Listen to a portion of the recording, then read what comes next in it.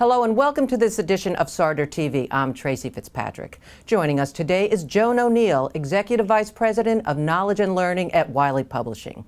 She's responsible for driving strategy for their print and digital platforms. And she's the recent recipient of their prestigious President's Award for Outstanding Leadership. Welcome, Joan. Thank you so much for being with us today. It's great to be here, Tracy. I'm very excited to talk about the world of publishing and learning. So let's get right to it then. Tell us about your background and how it's helped you become Executive Vice President of Wiley Publishing.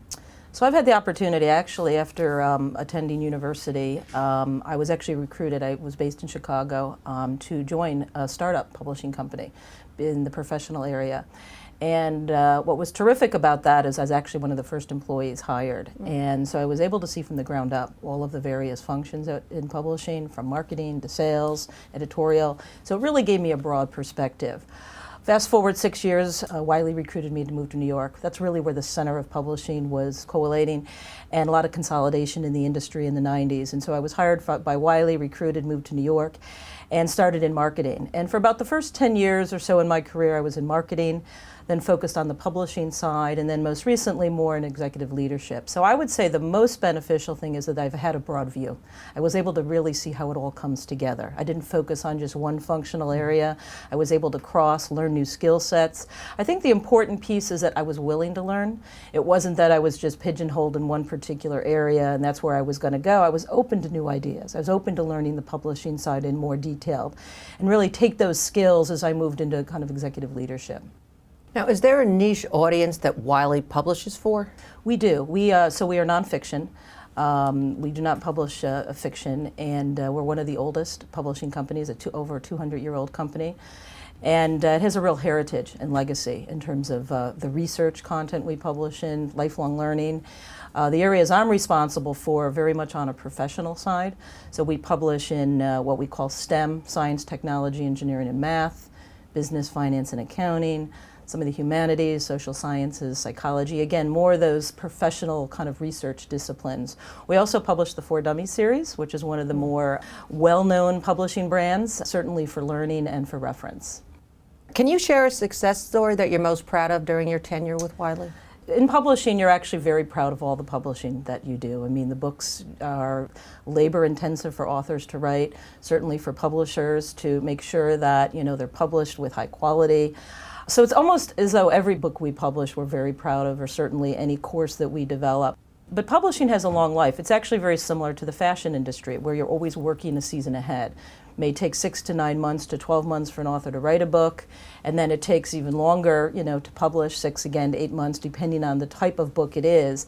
So you often have a very long pipeline that you're working with. So, I remember a number of times where we had to really adjust because of market conditions or the type of book we were publishing. So I remember in 2008, around that time during the financial crisis, there was a seismic change, and Wiley is one of the top financial publishers globally. We published some of the great knowledge content and some of the new models that financial professionals use, and we had to move very, very quickly because the market was changing before us.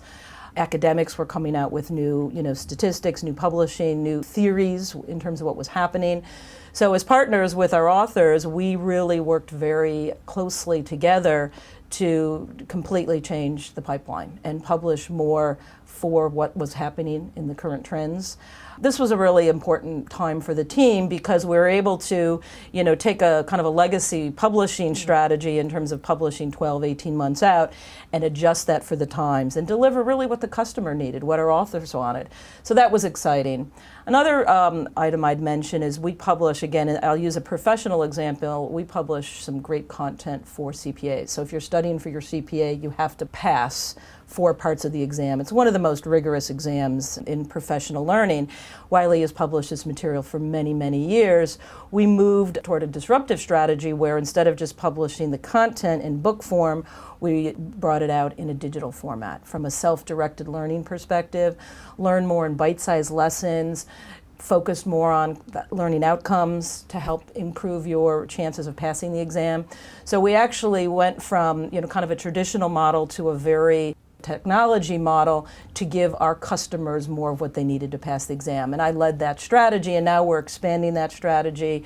Exam prep, professional certification is a big part of our growth strategy, and that's been exciting for the team. How important are mentors in one's career trajectory, and did you have a mentor? I think mentors are very important. Many companies have formal mentor programs. Wiley does. And then there's those, what I call those influential mentors, whether it's in your personal life or in your professional life. I've certainly had many throughout my career, certainly going back to high school and college, even some of the educators that I worked with, and certainly worked with me in terms of building my confidence. Specifically on the professional side, I would say my current boss, who's the CEO of Wiley, Mark Allen, he's had an incredible impact on Wiley and myself. We worked together now for many years, and he's really leading a significant change agenda in terms of renewed vision and mission for the company as we move towards being a research and lifelong learning company. So that's someone I would point to in terms of having an incredible vision that really allows me to think differently and to put strategy first and during these times of change. On a personal side, I would say, and it may sound cliche, but actually my mother's had an incredible impact on me. My father passed when I was very young, and so she really did a lot of the heavy lifting, and always was my biggest champion in terms of when I wanted to move from Chicago to New York, when I wanted to take on some new role and I wasn't sure. If I ever doubted myself, she was always there, who can do it better than you, and just really encouraging me along the way. And so to this day, she's the person I turn to first when I have to make big decisions. Great. So you've answered my next question. Growing up, did you have any role models besides your mom? Anyone else come to mind? Probably two people in particular. Now, one in early education in high school. It was actually one of my teachers who was teaching drama, speech. And it was someone who really, to this day, even when I go back in reunions and you see this particular person, you talk about those classes that you had, that confidence that you have. Don't be afraid to speak your ideas. I think for women, it's a very important message. Don't sit behind and let everyone else raise their hand. Be the first to, step up. What was important about that experience more than anything was really around building confidence, self-confidence in who you are and in the opinions that you have. And I would say that continued. I went to St. Joseph's College in Indiana for university, and I was a double major in business and communications. And in particular, my communication professors just gave me great advice along the way in terms of really, as you develop your thoughts, your ideas, it should be based on research, based on data, read a lot, learn a lot, but then make sure you put your opinion in terms of, what you believe, and make sure you speak with confidence and speak with real authority in terms of. So those were mentors that I can speak to. And then certainly throughout my career, I mentioned the company in Chicago, the boutique company. It was called Probus Publishing at the time. I had a number of folks there that really influenced my career. How have you helped Wiley become a learning organization? I'd say probably the most important thing is that I am comfortable with embracing change. And maybe it's a combination of being at a smaller company early in my career, so I always kind of had that entrepreneurial spirit. Yes, you can do it. Don't get caught up in bureaucracy. Don't get caught up in the things you can't change. Focus on the things you can change. So I've really brought that to Wiley early in my career, and I've maintained that point of view going forward. And it's never been more important than it is now, given the world of publishing, learning, education, just what's going on in terms of the marketplace. So I believe that I am someone, again, I like to read a lot in terms of what's happening in the industry, market insight, market data. Sometimes we do more formal research. So I like to combine that with experience in terms of what we're seeing, what does the customer need, and be very focused on the customer. So that's ultimately, I think, what my real strength has been in terms of leading Wiley. And how was your group able to embrace the digital landscape that has suddenly now, it's everywhere? So what was Wiley doing? How were you positioned to leverage that? So I think we're positioned well because of the areas we publish in, right? Research, professional content. Many of these students and or professionals or academics are actually some of the first to move towards digital and utilize those tools that are available. The world of publishing is interesting, and so is Wiley. So Wiley's over a 200-year-old company. For many of those years, you could say the models remain very similar, very traditional. There was journal publishing, book publishing, and there was one way or a few ways to do it. You fast forward to the current marketplace we're in, and there's just so much coming at us in terms of digital opportunities. I actually see that as a real opportunity for Wiley because we can take advantage of this now. Before, your content could only go in a book. That was the only real way to distribute the knowledge. Now you have mobile learning, there's ebooks, there's digital reference collections, there's courseware. So there's just so many more ways to sell that great content, work with authors, partner with authors in a different way than we've been able to in the past. Again, there used to be very traditional kind of ways to promote a book. Now the sky's the limit. So it's really about focus, because you can't do everything, and some things are more meaningful than others. So it's finding those areas that have the most impact. But it's an exciting time. It's an exciting time for the world of content, in terms of how we produce it, how we distribute it, how we leverage that in a learning environment. Is there a skills gap at all in the area of publishing? And if so, how have you addressed it?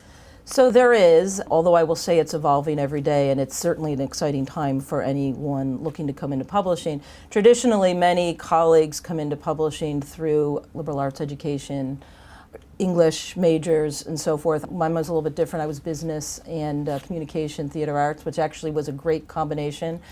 The combination of business with, communication and writing. But most people come in with skills that may not be fully embedded in kind of the technology change that's happening. And so what I would say is where there's skills gap, companies like Wiley and others are really putting resources towards it. So I'll give you an example. A book is published, goes through kind of the copy editing, the traditional composition process. That's a very known workflow.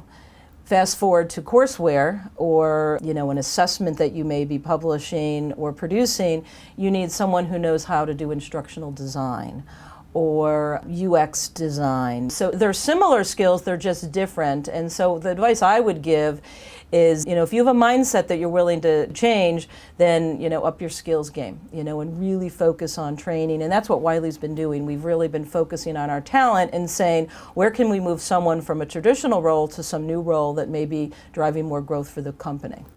How has the advent of the social media 24/7 landscape changed the way you go about doing your business, affected your company per se? So that's actually real positive, another positive. In the past, again, we'd have very traditional ways to promote a book or to really talk about the nuance of what's in a book in terms of whether it's for knowledge, for learning, or even for pleasure.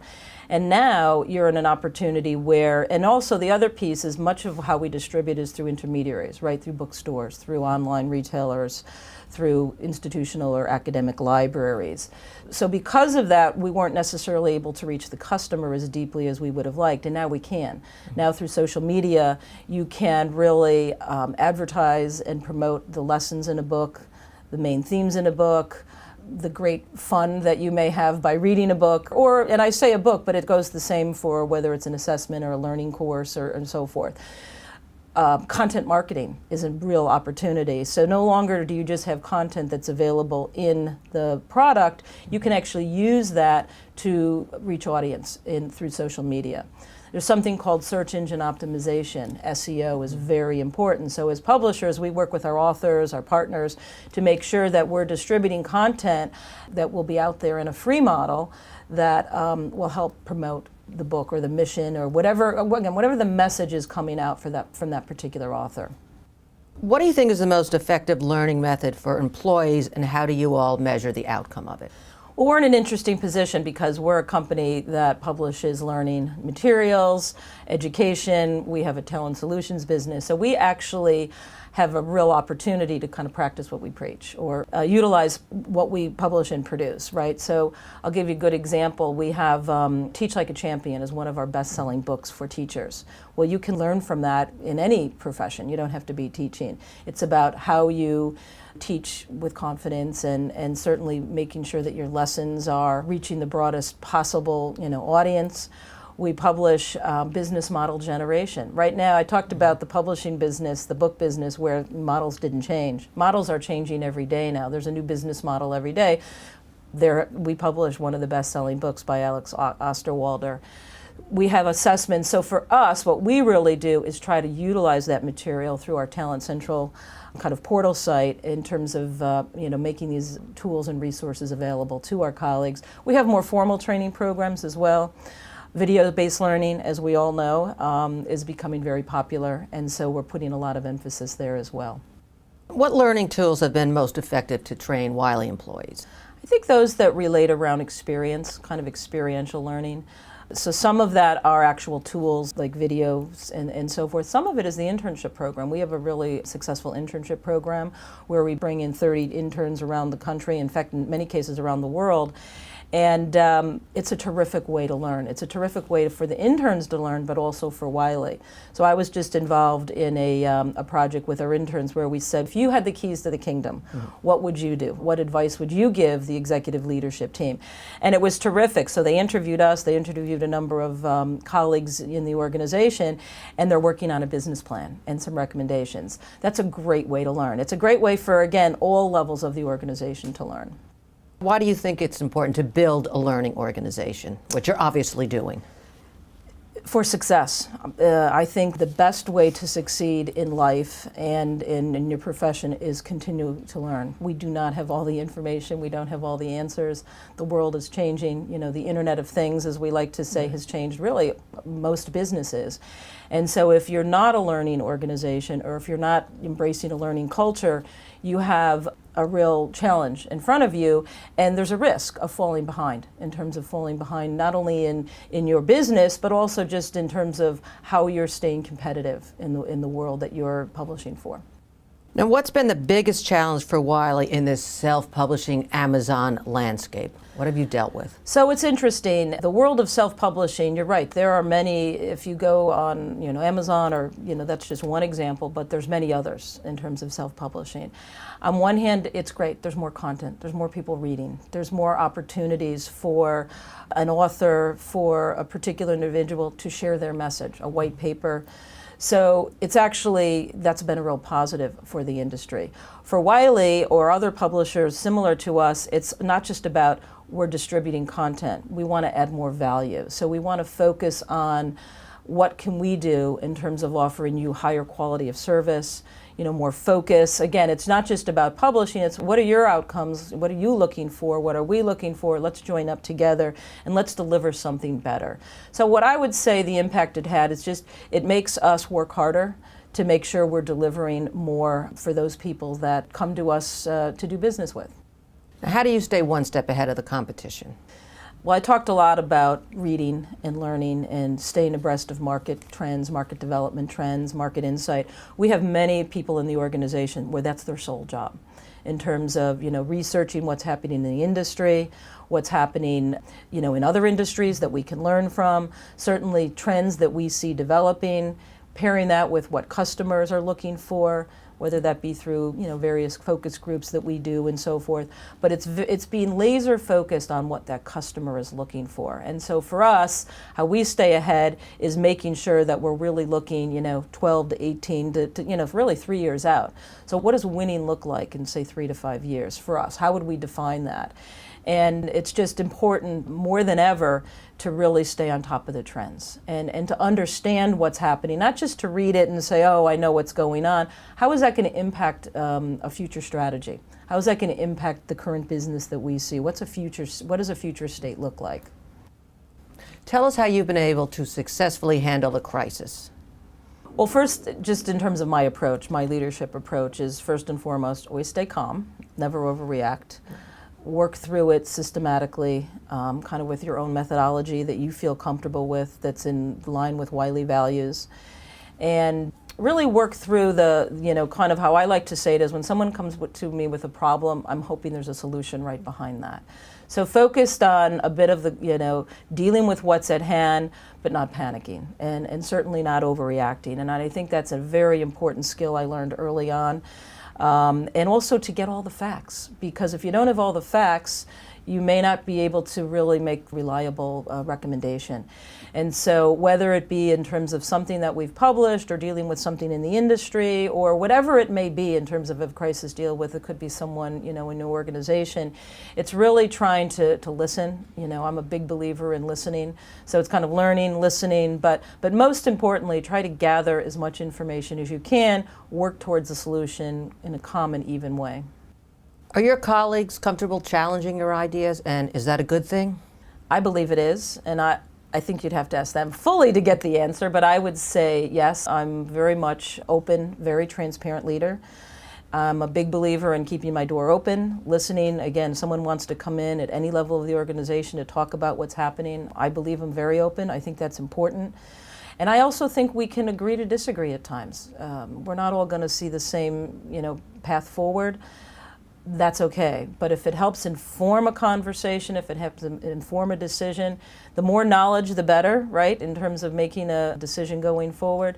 So I would say that challenging one another is the essence of success, because we don't have all the answers, and there's other ways to look at a problem and or an opportunity. And so really trying to get as much feedback as you can, I think, is a positive thing. What do you think are some of the most important traits to have in leadership style as far as being executive vice president?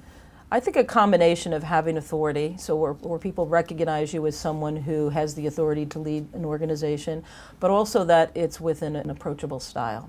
Because if you're someone who people are fearful of, or they feel that their ideas are going to be shot down, or they don't want to ask a question because they think it may be a question that, oh, you're going to say it's stupid or this or that, that's not a healthy organization. A healthy organization is where you have open dialogue, open challenges to one another, you're dealing with issues as much as you're dealing with opportunities.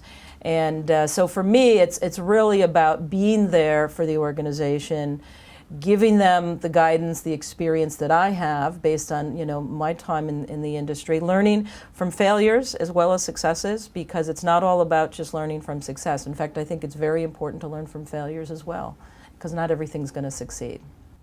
As Executive Vice President of Knowledge and Learning, what makes your position so vital to Wiley? It's a big part of the company's business, knowledge and learning. It represents education to professional learning to professional development. It's a combination of books, courseware, exam prep, digital collections, knowledge networks, very high value content that research are using to make major decisions, whether you're a chemical engineer or an architecture or in medicine. We publish some of the, really leading lights in these industries. We're very proud of that. But it's also a time of change, and where, again, the models are changing so quickly, and the way customers consume content is changing quickly. So it's important for us to really be there, partnering with all of these, whether they're authors, they're customers, vendors that we may be working with. So my role is really to lead the organizations during this time of change, making sure we're doing what the customer wants, so that we're not moving too far ahead and building something or creating something that's out of line. And also creating a culture where people feel they can succeed. There's room to grow. As publishing changes, or people feel, oh, I have to have particular skill set and I can't move forward if I don't have that, it's my responsibility and the responsibility of the leadership team I work with to encourage colleagues to learn new skills. If you want to move forward in a new way, say you've been an editor for many years and you think, boy, how do I become a product manager? Or I've been in marketing and I want to become a sales professional. Or I sit in the editorial group and I want to move into the technology team. What are the skills I need to learn? So that's very exciting, and I take a lot of pride in leading this organization forward, especially during this time of change. Now, do you feel uncomfortable disconnecting from technology because everything is just so it is 24/7? How do you feel about that? Yeah, it is 24/7. I've kind of embraced all of the components of technology. So in terms of in any given day, you've got your computer on, I've got my iPad next to me, I have my phone, and there's Facebook, LinkedIn, you name it. It's all up and running, and I actually have embraced that. I haven't steered away from it. Some people choose to say, oh, I don't want to open up that way. I actually believe it's a great way to communicate in terms of having access. There's a balance. there's a balance. There's time you need to shut down, and you need to be more thoughtful, and you need to read longer form content to learn, in terms of what you're trying, the knowledge you're trying to gain. So it's finding a balance in terms of utilizing the technology, but also staying on top of the technology. So, I didn't come up from the technology world. That doesn't mean that I'm not going to read all of the latest technology and learn as much as I need to learn in terms of what's happening in the marketplace. And I think it goes back to your earlier question about why is it important to embrace a learning culture. Because if you're not learning, you're not going to see the opportunity, because things are going to continue to change. Now, as far as hiring, do you see any major differences between the male and female candidates? In the world of publishing, education, learning, I really don't. What's most important are what are the traits that a particular candidate may have, right? What is the experience? What is the fit? What's the right fit? What is a particular candidate looking for? What are we looking for? Someone who's willing to work hard, learn, challenge, and also be a part of the change that's going on in the industry. So for me, that's really the most important, components. I have not really seen a difference in terms of male and female, at least in this industry. That may be different in other industries, but publishing, you have a very sizable population of both. And in particular at Wiley, we have a very large, population of women as well, which is exciting. Now, is there one particular attribute that you look for when you're hiring? The most important thing I look at is two things, competencies, certainly, in terms of what are the competencies that a particular individual will bring to the table. I talk about fit a lot because I think, if you just look at, especially if we look at, millennials and some classifications like that, you have people who are moving through the workforce, or moving from job to job at a much higher pace than you have in the past. And so it's trying to find the right, balance of what are the skills that someone's bringing to the table or the competencies that's going to move our business forward in the next 2 to 3 years. Really focusing on what do we need to achieve, and also the experience that they bring to the table. So if someone has been we're hiring for, say, a product manager, and they have maybe less experience there, but there's someone who's willing to learn and has those critical thinking skill set or that mindset. Those are the things that we really look for. It doesn't necessarily mean that you have to have all of the boxes checked, but if you're someone who's really willing to work hard and learn new skills, that's really what we're looking for.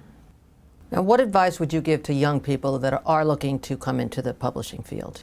So people come into publishing through all different ways, as I mentioned, heavy liberal arts at English, but more now even coming in from technology. In fact, probably just as many coming with technology backgrounds as they are kind of those traditional areas. So there's many, many courses. There's much information out there. NYU has a great course. Stanford has a great course in terms of just publishing courses, but also certificates. For instance, if you want to come into publishing more on the learning side, the education side, well, maybe you need to have more certification around kind of product management skills, UX design, instructional design. So just learning the aspects of what makes a good publishing executive or publishing colleague. And so it's not just the traditional skills of I can edit a book or I can market a book.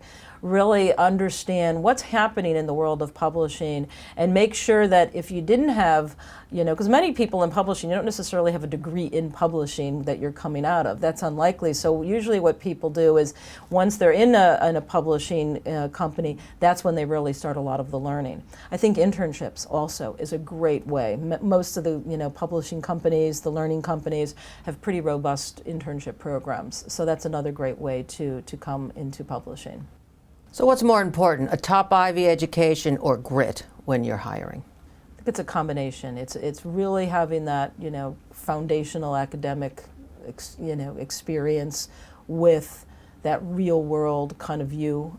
And someone who can not just have theory and stay there, but how do you put theory into practice? That is an incredibly important set of skills to be able to deliver. So if you're someone who wants to lead strategy in an organization, you are going to be very successful if you can say, these are the three, ways we're going to move our strategy forward, and this is how I did it, or this is how I envision we do it. Certainly when you're, young, coming out of school, you may not necessarily have that experience working at a full-time job, although, again, this is where your summer programs, intern programs, working abroad, any of those kind of things you can do, kind of experiential learning, that's become very popular through, through colleges right now. So students are, graduating with skill sets that, frankly, I probably didn't have to the degree that, or others didn't have, because now there's just more opportunity. So really trying to combine that academic foundational education with that experience. And wherever you can get that experience, that's going to set you ahead.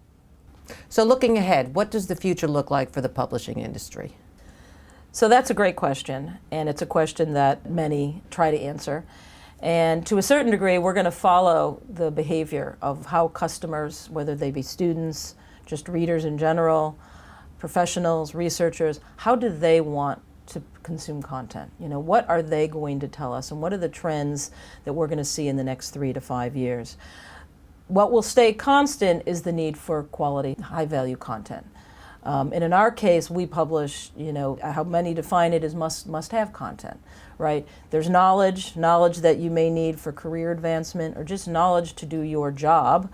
And then there's learning. There's learning whether you're taking a Psych 101 course, to professional learning in terms of continuous learning to get credits in your profession. So the world of publishing will evolve. It's really going to be a combination of great content and authors partnering with technology and opening it up in a way that frankly it hasn't been for many, many years. So content and the need for high quality content in a world where, let's face it, in that 24/7 world where you have constant things coming at you, it's going to be important that people like Wileys and others know how to curate content and work towards providing a real service, so that the content that we do deliver can be in a learning format, can be courseware, can be an assessment tool, it can be through research papers and so forth. And so the answer is, in many cases it will remain the same, and on the other side you can look at it and say it's going to change completely, because it's no longer held constraint by just a book, right? We've opened up the world of publishing now because there's so many ways you can consume content, and that's exciting. So the models will change. There'll be new models that will develop, and publishers like Wileys and others will be really staying abreast, working with leaders in the industry to make sure we're delivering in terms of the needs of the customer. Joan, thank you so much for talking with us today about the publishing industry. Thank you. I've really enjoyed it. And that does it for this edition of SarderTV. We hope you enjoyed and learned something new today. Until next time, I'm Tracy Fitzpatrick. Thanks for watching.